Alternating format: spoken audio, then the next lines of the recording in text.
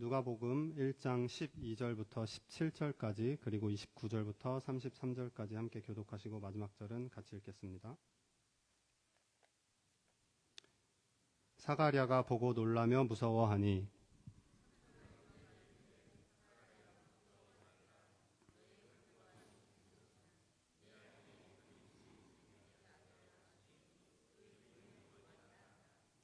너도 기뻐하고 즐거워할 것이요 많은 사람도 그의 태어남을 기뻐하리니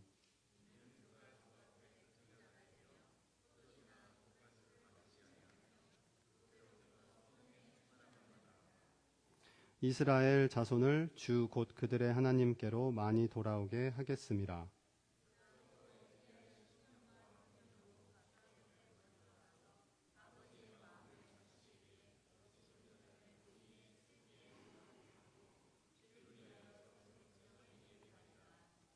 처녀가 그 말을 듣고 놀라 이런 인사가 어찌함인가 생각하매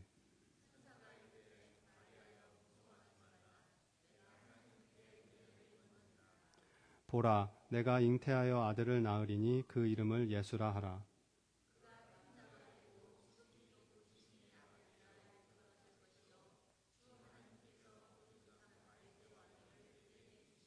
같이 읽겠습니다. 영원히 야곱의 집을 왕으로 다스리실 것이며 그 나라가 무궁하리라. 아멘.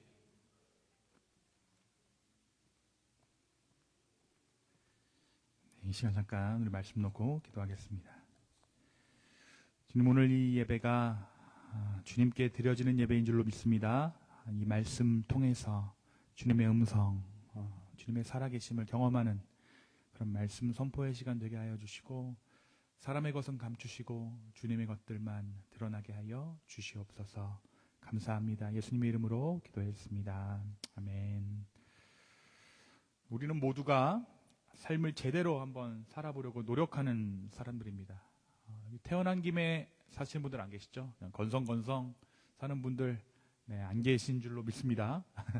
그런데 한두 번쯤 우리가 우리의 인생을 아무리 제대로 살아보려고 해도 한계에 부딪힐 때가 있어요. 물론 여러 가지 일들이 우리의 삶을 한계에 부딪히게 하지만 특별히 좀 이건 진짜 어쩔 수가 없구나 라고 느끼는 때가 있습니다. 그때가 언제인가 하면 소위 천부적인 재능, 다시 말하면 타고난 것이 남다른 사람들을 우리가 맞닥뜨리게 됐을 때 우리는 스스로의 한계에 대해서 조금 생각하게 되는 것 같아요. 우리가 살다 보면 정말 남달리 좋은 재능을 가지고 있는 사람들을 보게 됩니다. 물론 우리가 그 사람을 보면서 내가 그 사람보다 나은 면을 끊임없이 계산하기 때문에 얼추 비슷한 것처럼 살아가지만 사실 완전히 어너더 레벨의 재능이 있는 사람을 보면 애초에 따라갈 생각 자체를 못하는 것 같아요.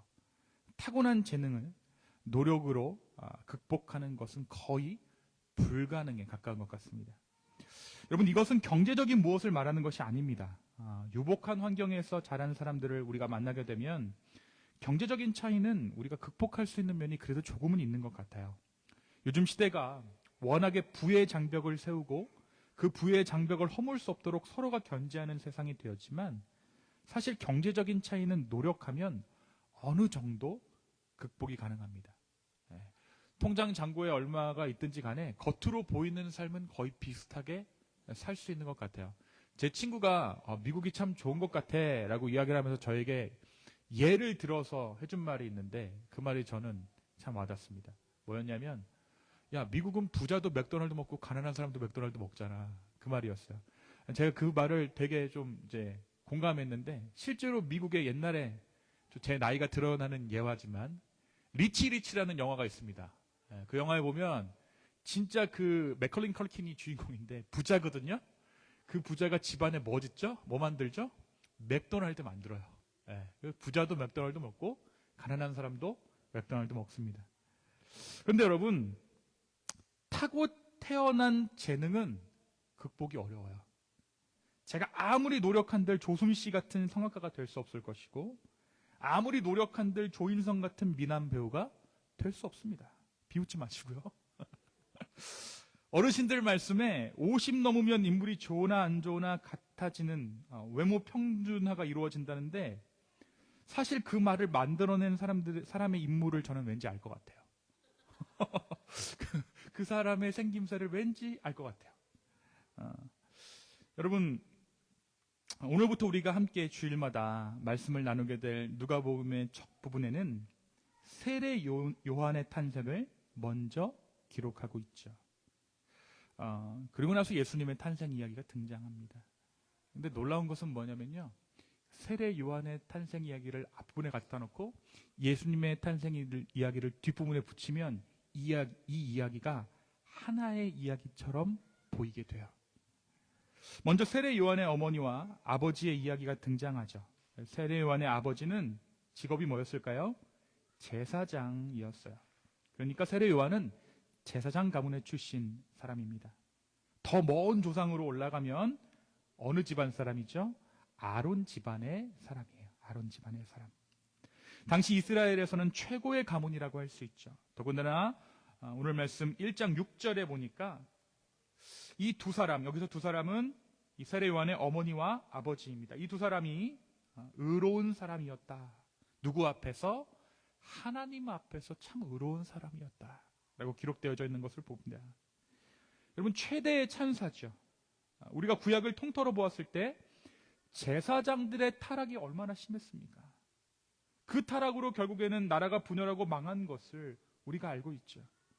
그러나 구약 이후 수백 년이 지난 오늘 말씀의 배경이 되는 이 시점에 하나님 앞에 의로운 제사장 가문이 여전히 남아 있었다. 그리고 사람들이 그것을 알았다라는 것은 굉장한 칭송이고 굉장한 일입니다. 그것이 바로 세례 요한의 아버지였던 사가랴라는 인물입니다.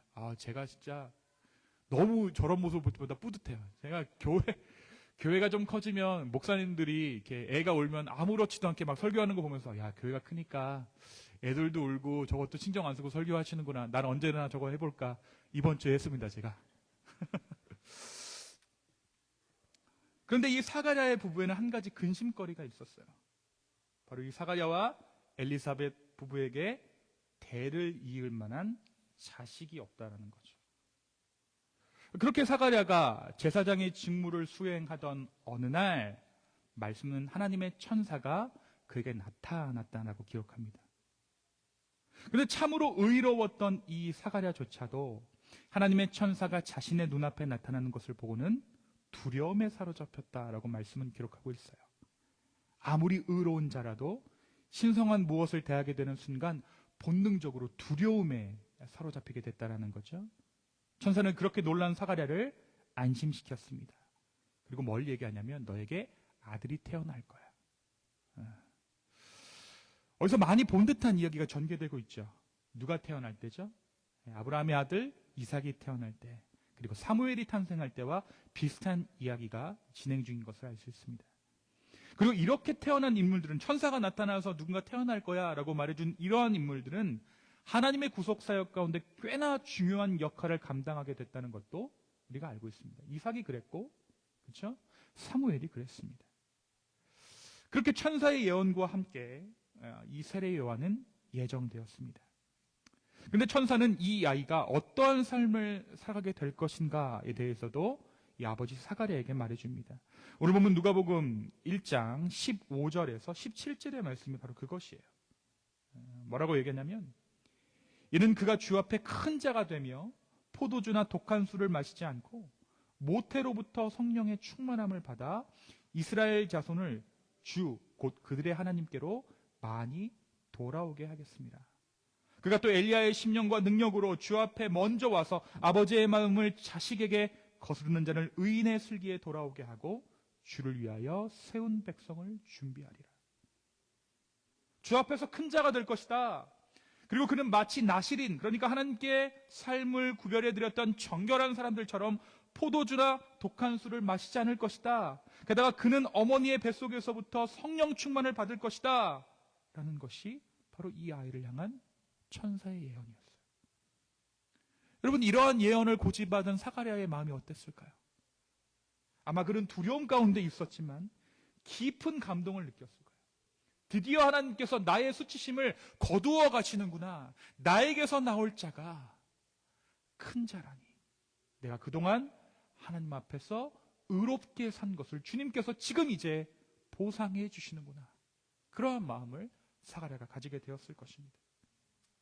그래서 이 사가랴가 한 행동이 무엇입니까? 이게 어떻게 가능한 일입니까? 증거를 요구해요, 천사한테. 그러자 이 천사가 특단의 조치를 내리는데 그게 참 재밌습니다. 뭐였냐면 사가랴의 입을 봉해버리는 거였어요. 왜 하나님께서 사가랴의 입을 막으셨을까? 그 이유에 대해서 성경이 기록하고 있지는 않지만 우린 대략적으로 예상해 볼 수 있죠. 그리고 우리는 이와 같은 사례를 구약의 한 부분에서 접한 적이 있습니다. 그것은 바로 여리고성을 무너뜨릴 때 하나님께서 이스라엘 백성들 가운데 내리셨던 명령 가운데 우리가 그 이유를 찾을 수 있을 것 같아요. 가나안 땅을 정복하고 당시 난공불락의 성이라 여겨졌던 여리고성을 점령할 때에 하나님께서는 이스라엘 백성들을 향해 아무런 말도 하지 말라라고 명령하십니다. 아무런 공격 무기도 없이 손에는 나팔을 들고 여리고성을 빙빙 돌기만 해야 하는 그들에게 내려진 특단의 조치였어요. 여러분, 그 성 주변을 돌기만 하면 되는데 사람들이 말하기 시작하면 그 쉬운 일을 하지 못하게 되거든요. 자, 가령 예를 들어서 에즈베리 교회, 하나님 우리가 이런 건물이 필요합니다. 제가 얘기하는 거, 하나님께 계시를 받아서 오늘부터 이 건물을 돕니다. 한 바퀴, 마지막 날은 7바퀴. 우리가 만약에 누군가 한 사람이 얘기를 하는 거예요. 이게 이래갖고 되겠어? 그러는 순간 어떻게 돼요? 건물 못 도는 거예요. 그러니까 입을 봉해버린 거죠. 하나님의 일을 이루는데 사람의 말은 아무런 도움이 되지 않기 때문에 하나님은 사가랴의 입을 잠궈 버리셨어요. 사람의 말이란 좋은 의도로 시작했더라도 그 결국이 좋은 결과를 가져다 두지 않기 때문입니다. 사가랴가 나이가 먹어 천사가 예고한 남자아이를 낳았다라는 소식이 그 소식을 사가랴 자신이 전하게 된다면 사람들은 누굴 높일까요? 사가랴를 높이는 거예요. 또 이 말로 인한 소문은 그 엄청난 사건에 대한 변수로 작용할 수도 있죠. 누군가가 이 일을 틀어지게 할 수도 있는 거예요. 여러분, 우리가 간증들이 참 많잖아요. 근데 간증만으로 예배 시간을 채우지 않는 것은 간증이 결국 누구의 말입니까? 사람의 말이기 때문에 그래요. 간증의 끝에는요, 결국 사람이 남게 돼요. 사가랴가 만약 이 일을 하나님의 은혜라고 아무리 말하게 된다고 할지라도 이 일의 결국이 사람의 일이 되어버리는 것이죠. 다른 사람들은 이 일을 두고 사가랴의 의로움을 칭송하게 될 것입니다. 그 또한 그러한 관심을 마다한 이유가 없을 것이죠. 물론 이 이유가 하나님께서 사가랴의 입을 막아버리신 정확한 이유인지는 우리가 알 수 없지만, 기록되어 있지 않기 때문에 알 수 없지만, 하나님께서 그의 입을 막으셨다는 것은 인간적인 요소를 최대한 배제시킨 것이다 라고 우리는 해석할 수 있습니다. 말씀은 그러한 일이 일어난 후에 세례 요한의 어머니인 엘리사벳의 행적을 기록하고 있습니다. 25절의 말씀인데요. 25절에 뭐라고 기록되어져 있냐면, 주께서 나를 돌보시는 날에 사람들 앞에서 내 부끄러움을 없게 하시려고 이렇게 행하십니다. 자신의 수치심을 거두어 가신 주님을 찬양했다. 아들을 주심으로 말미암아 수치심을 거두어 가신 그 주님을 찬양했다라는 것이 25절의 기록입니다. 한편 우리가 오늘 아침 함께 나누고 있는 누가복음 1장에는 예수님의 탄생에 대해서도 기록하고 있습니다. 그런데 이 예수님의 탄생이 세례 요한의 탄생과 묘하게 닮아 있어요. 먼저 예수님의 탄생도 세례 요한의 탄생을 전했던 것과 동일한 천사가 소식을 전하게 됩니다. 천사 누굽니까? 가브리엘. 가브리엘이라는 천사가 세례 요한의 탄생, 그리고 예수님의 탄생도 전하게 됩니다. 그리고 제사장 사가랴가 놀랐던 것처럼 똑같이 천사가 나타나자 마리아 역시 두려움에 사로잡히게 됩니다. 29절과 30절 한번 다 같이 읽겠습니다. 29절에서 30절입니다. 함께 읽습니다. 시작. 처녀가 그 말을 듣고 놀라 이런 인사가 어찌함인가 생각하며 천사가 이르되 마리아여 무서워하지 말라 너가 하나님께 은혜를 입었느니라. 세례 요한 때와 똑같아요. 놀라자 안심시켜줍니다. 그리고 마찬가지로 이 천사 가브리엘은 마리아에게서 난 아들이 어떠한 삶을 살아가게 될 것인지에 대해서도 이야기해줘요. 32절과 33절입니다. 그가 큰 자가 되고 지극히 높으신 이의 아들이라 일컬어질 것이요 주 하나님께서 그 조상 다윗의 왕위를 그에게 주시리니 영원히 야곱의 집을 왕으로 다스리실 것이며 그 나라가 무궁하리라. 천사 가브리엘은 다윗의 왕위를 이어받게 될 자가 태어나게 될 것임을 예고하죠. 그리고 그가 영원한 왕이 될 것임을 예고합니다. 근데 아까 세례 요한은 누구의 혈통입니까? 아론의 혈통이었다면 예수님은 누구의 혈통이라고요? 다윗의 혈통으로 왕이 태어나게 될 것이다. 그러니까 제사장의 혈통에는 제사장이, 왕의 혈통에는 왕이 태어나게 될 것이다. 세례 요한에 대한 예언이 예언자, 선지자에 관한 예언이었다면 예수님은 왕에 대한 예언이었다는 것입니다. 당연히 처녀였던, 아직 남자를 알지 못했던 이 마리아는 이 일이 어떠한 영문인지 알 수 없었습니다. 그래서 사가랴처럼 마리아도 증거를 요구해요. 이게 어떻게 가능한 일인지에 대해서 똑같이 묻습니다. 그리고 가브리엘 천사가 이렇게 얘기하죠. 성령으로 말미암았다. 자, 바로 이전에서 세례 요한의 삶이 모태에서부터 성령 충만한 자였다면 예수님의 잉태는 성령이 임해서 활동한 결과라는 거예요. 또한 사가랴와 엘리자벳은 오랫동안 자녀가 주어지지 않는 수치와 아픔이 있었습니다. 여러분, 당시 문화 안에서 자녀가 없었던 이 둘은 수치를 감당해야만 했어요. 하지만 마리아의 경우는 불임과 같이 해결받아야 하는 어떤 결핍이 있었던 것은 아닙니다. 오히려 남자의 도움 없이도 잉태를 했죠. 그렇죠?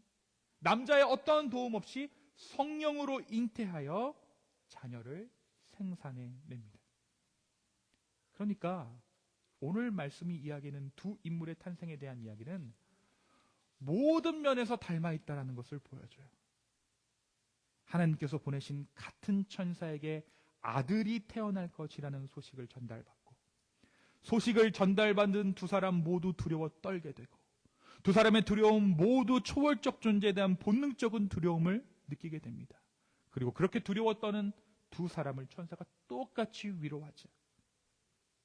그렇게 천사를 통해 소식을 전달받게 된 두 아이 모두 성별이 뭐였어요? 아들입니다. 그 이름조차 누가 정해줍니까? 둘 다 천사가 정해줘요. 그뿐만이 아닙니다. 두 인물 모두 큰 자, 이 땅에서 귀하고 큰 일을 감당하게 될 것이라는 예언 또한 받게 됩니다. 또한 이러한 예언 이후에 그들의 부모는 이 일의 이유에 대해서 천사에게 동일한 질문을 하게 되죠. 어떻게, 왜? 라는 질문입니다. 그리고 그 질문에 천사가 답해주죠. 그런데 결정적인 차이가 있습니다. 사가랴에게서 태어난 아이는 아무리 의롭고 아무리 높은 지위라고 할지라도 사람의 아이입니다. 마리아를 통해 이 땅에 온 아이는 하나님의 아들 예수 그리스도라는 사실이에요. 세례 요한의 탄생은 구약의 시대 때 아이가 없어 수치를 당하던, 그러니까 인간의 결핍이 그대로 담겨있는 인간의 탄생이었고, 예수 그리스도의 탄생은 남자의 도움 없이도 태어날 수 있는 그러한 영광의 탄생이었다는 거죠. 세례 요한이 뱃속에서부터 성령 충만한 자였다면 예수 그리스도는 성령이 잉태한 하나님의 아들입니다. 비슷하지만 근본적으로 차이가 있었다는 거예요. 두 인물의 탄생이라는 사건을 둘러싸고 있는 이야기는 모두 똑같습니다. 오늘 돌아가셔서 이 누가복음 1장의 말씀을 읽어보세요. 여러분, 아무도 안 읽겠지만 제가 말씀드리면 주어가 전부 같아요. 대칭 관계를 이룹니다. 똑같습니다. 그런데 누가 탄생했는가? 누가 탄생했는가? 이것이 바로 이 이야기의 결정적인 차이라는 거예요. 하나는 인간의 탄생, 하나는 하나님 아들의 탄생 이야기라는 것입니다. 사랑하는 여러분, 오늘 이 말씀을 우리는 어떻게 우리의 삶 가운데 적용할 수 있겠습니까? 비슷해 보이는 인생의 여정 가운데 그리스도가 계시는가? 신앙이 있는가? 예수 그리스도를 정말 내 삶의 주인으로 인정하고 살아가는가? 이 두 인생은 본질적인 차이가 존재한다는 거예요. 모든 사람이 인생 7, 80을 살아갑니다. 그렇죠? 길면 90, 100세 어쨌든 다 죽어요. 겉으로 보기엔 비슷한 집에서 살고 비슷한 노후를 누리며 때가 되면 이 땅의 모든 것을 남겨두고 흙으로 돌아가는 것이 우리 인생이에요. 하지만 모두 같은 것이 아닙니다. 예수 그리스도를 주인으로 모시고 살아가는 삶은 부활의 소망을 안고 살아가는 삶이요, 주님께서 인도하시는 그 인생을 따라가는 삶입니다. 우리는 종종 우리의 결과물, 우리의 노력의 산물과 하나님의 은혜의 그것이 전혀 차이가 없다라고 생각합니다. 그리고 실제로 표면적으로 이 둘은 아무런 차이가 없어 보이죠. 간단한 예를 쉽게 들어드릴게요. 주님께서 은혜로 주셨다라고 인정하는 현금이나 그것을 내가 벌었다, 내가 이루어냈다 하는 현금의 액면가는 차이가 없어요. 하나님께서 은혜로 주신 100불로 월마트에서 장을 보면 200불어치 살 수 있지 않습니다.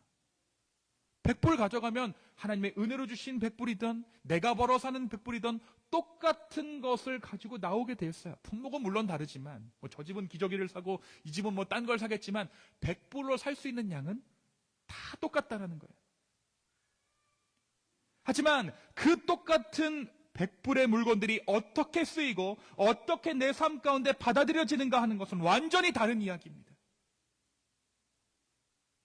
우리 모두 비슷한 삶을 살아가고 비슷한 인생의 궤적을 따라가는 것 같지만 우리 안에 그리스도가 계시는가, 그렇지 않은가 하는 것은 완전히 그 결과가 다른 삶이라는 거예요. 여러분, 삶의 문제들이 있어서도 그렇습니다. 예수님이 첫 번째 만난 삶의 문제는 무엇입니까? 참 아이러니한 게 뭐냐면 예수님이 만나신 첫 번째 삶의 문제는 술 떨어진 거였어요. 어디서요? 가나의 혼인잔치에서. 그렇죠? 그리고 어머니의 육신적 요청에 의해서 아들로서 그 기적을 행합니다. 이 물이 변하여 포도주를 만드신 예수님의 기적을 우리 너무나도 잘 알고 있죠. 그렇죠? 근데 이 포도주, 예수님께서 만드신 그 포도주나 사람들이 빚어낸 포도주나 맛의 차이가 존재했을까요? 아닙니다. 그 기적을 담고 있는 복음서에는 그 하객들이 기적으로 만들어낸 포도주를 최상급 포도주 정도로 알고 있었다고 전하고 있어요. 하늘의 것, 하나님께서 만드신 것이라는 것을 사람들이 알지 못했다는 거죠. 왜 그렇습니까? 맛보는 것이 사람의 혀이기 때문에.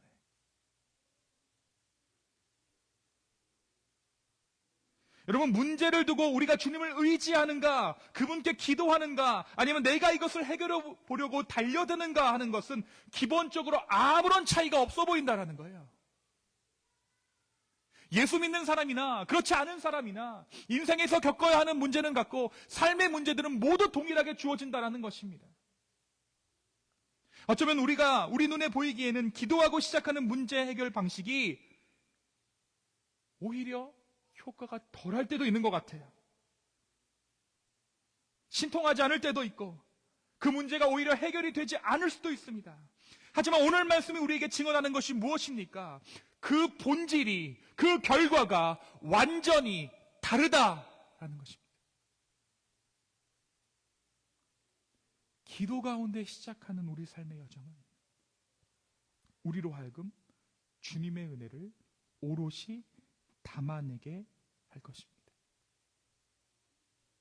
모든 인생에 겪게 되는 그 문제들이 우리 가운데 있지만 그 끝이, 그 결말이 완전히 다르다라는 거예요. 사랑하는 성도 여러분, 그 예수 그리스도가 어디 계십니까? 우리 안에 계세요. 본질적으로 다른 이야기를 써내려가게끔 하는, 내 인생을 본질적으로 바꾸어 주신 그 예수 그리스도가 바로 저와 여러분의 삶 가운데 있다라는 것입니다. 여러분, 한국에는 소위 이제 명품의 시대가 가고 하이퍼 명품의 시대가 왔대요. 옛날에 명품에 있던 것들을 사람들이 이제 다 갖고 있대. 집에 에르메스, 뭐 구찌, 뭐 프라다 다 있는 거예요. 하나씩 다 갖고 있는 거야. 그래서 하이퍼 명품을 만들었어요. 더 구별이 되는 무언가를 만들어냈어요. 완전 넘사벽, 웬만한 돈 가지고는 살 수도 없는 그 무엇을 만들어냈어요. 왜 이런 짓을 할까요? 왜? 남편들은 힐비게 하려고? 구별되려고. 차별을 두려고. 이거는 본질적으로 달라서 너네가 못 가져. 이걸 말하고 싶은 거죠. 하지만 오늘 말씀 이야기하는 것이 무엇입니까? 그러한 것들로 우리의 본질을 해결할 수 없다라는 거예요. 바로 예수 그리스도가 저와 여러분의 주님이 되어주셨습니다.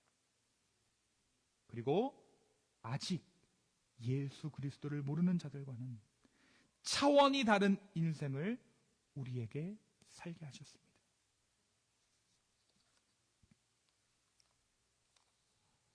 모두 이 한 세상을 비슷하게 살아가는 것 같습니다. 제가 이번에 플로리다의 장례식을 참석하면서도 느끼는 것이 그거였어요. 아, 사람은 한 번 오면 가는 것이 순리구나. 그 죽음 앞에서 저는 신앙이다 무슨 소용이지? 라는 생각을 안 했던 것이 아니에요. 미국 예배는 참 공교롭게 제가 가장 싫어하는 파트가 뭐냐면 뷰잉 파트입니다. 시체를 이렇게 앞에 갖다 놓잖아요. 나 제발 그거 좀 안 했으면 좋겠는데 그 죽음 앞에서 제 억장이 무너졌어요. 다 이렇게 사는 거구나.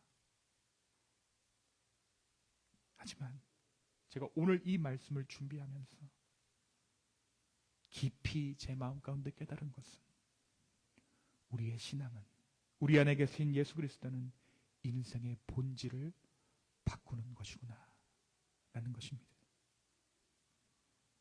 그것은 우리가 차마 흉내낼 수도 없는 일입니다. 이번 한 주간을 살아가면서 더욱 주님을 의지하시는 저와 여러분 되었으면 좋겠습니다. 그리고 내가 아닌, 사람의 노력이 아닌 주님께서 하시는 그 일들을 바라볼 수 있었으면 좋겠어요. 비슷해 보여도, 비슷해 보여도, 심지어 똑같아 보여도 그 본질은 완전히 다릅니다. 그것이 바로 저와 여러분에게 허락된 인생입니다. 내가 아닌, 사람의 노력이 아닌 주님께서 하시는 그 일을 바라볼 수 있는 은혜가 저 여러분의 삶 가운데 있기를 우리 주 예수님의 이름으로 축원합니다. 우리 시간에는 성찬의 자리로 여러분을 좀 초대했으면 좋겠는데요. 우리 아이들도 좀 같이 들어왔으면 좋겠어요.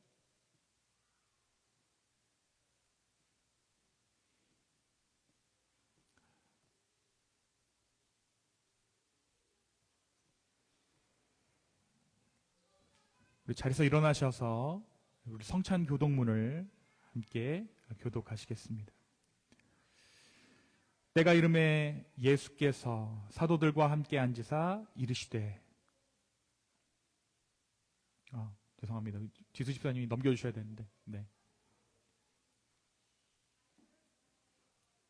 다시 읽겠습니다.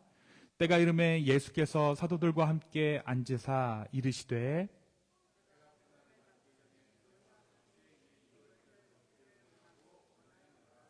내가 너희에게 이르노니 내가 이제부터 하나님의 나라가 임할 때까지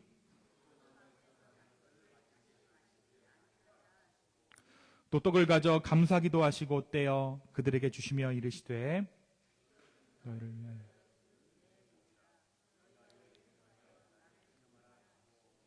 저녁 먹은 후에 잔도 그와 같이 하여 이르시되 이 잔은 내 피로 세우는 새 언약이니 곧 너희를 위하여 붓는 것이라. 아멘.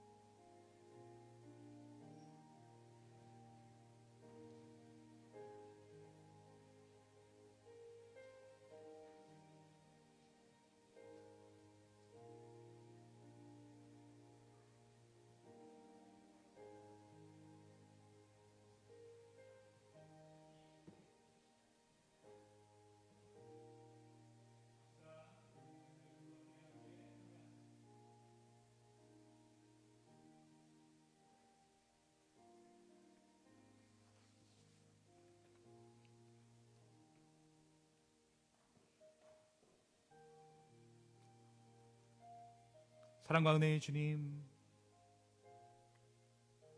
우리를 위해 그 몸과 피를 허락하여 주심에 감사합니다.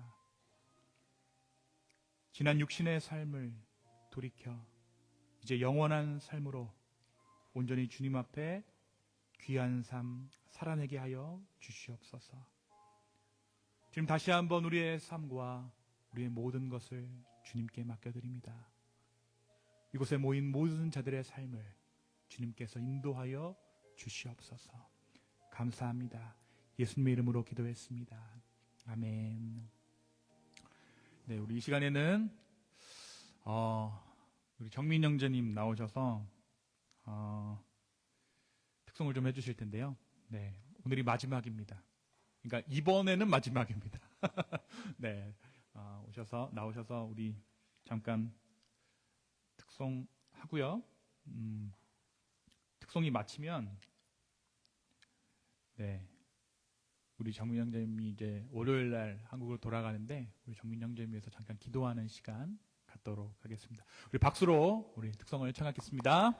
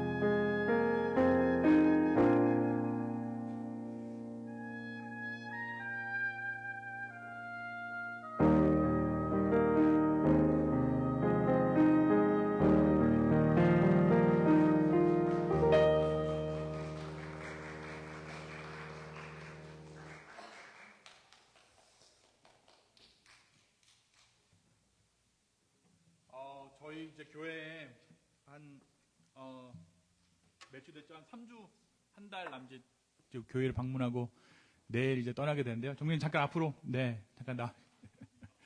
네. 기도 제목이 있는 것 같아요. 이 친구가 어떤 친구냐면, 여러분, 김문정 씨 아세요? 뮤지컬?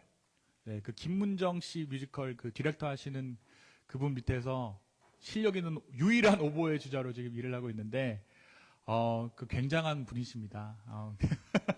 그런데, 그 삶이 쉬운 것 같지는 않아요. 그래서 잠깐 기도 제목들을 한번 이렇게 나눠주시면 저희가 함께 기도해 주고 또 이제 한국으로 잘 보내드렸으면 좋겠습니다.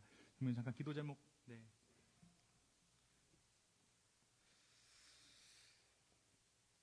네, 제가 이제 딱 3주 동안 있었는데 정말 못할 한국에서는 절대 할 수 없는 경험들도 많이 했고 그냥 앞으로 한국 돌아가서도 지금처럼 밝고 그냥 건강한 그런 삶을 살아갈 수 있는 그런 삶을 살 수 있었으면 좋겠다는 마음으로 진짜 중요한 걸 얘기 안 같은데 미국에 살고 싶은데 힘거 있는 자매나 나이가 어떻게 되죠? 저 30살입니다. 30살입니다. 네, 이제 30살인데 여기 미국 와서 살아보니까 자기는 이 남부가 너무 좋대요. 그래서 주변에 괜찮은 뭐 이렇게 인종을 가리지 않는답니다. 네. 원하시는 분들 있으면 소개해 주셨으면 좋겠고 자리에서 일어나셔서 우리 정민 형제 향해서 좀 손을 뻗으셔서 같이 좀 기도했으면 좋겠어요. 와, 우리 정민 형제의 삶 가운데 하나님 축복하여 주시고 은혜를 더하여 달라고 이제 함께 같이 축복하면서 기도했으면 좋겠습니다. 기도합니다.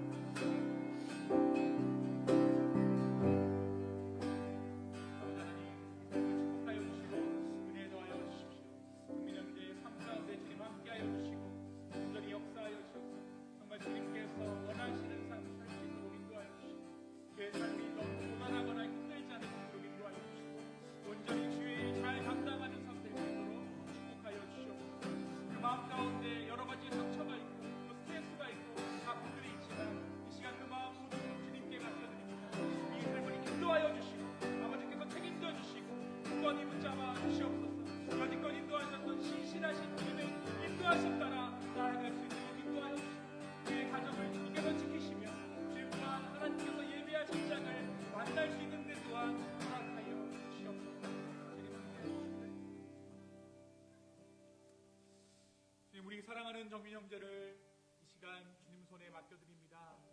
주님 이 삶을 인도하여 주시고 은혜 더하여 주시옵소서.